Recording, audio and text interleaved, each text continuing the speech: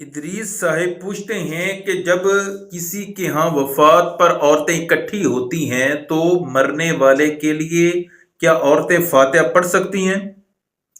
जी बिल्कुल, जिस तरह मर्द हजरात इकट्ठे होते हैं ताज़ियत के लिए, तो फजूल बैठने से बेहतर है कि वो मरने वाले के लिए फातिहा पढ़ते हैं, इरसाल सवाब करते हैं, दुआ करते हैं।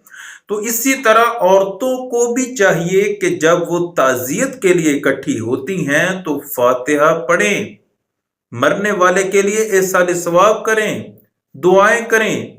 लेकिन माजरत के साथ औरतों की ऐसे मौके पर नौटंकी ही नहीं खत्म होती, रोने धोने से फुर्सत ही नहीं मिलती, फारिग बैठकर जो है वो गीबतों चुगलियों का बाजार गर्म करती रहती हैं।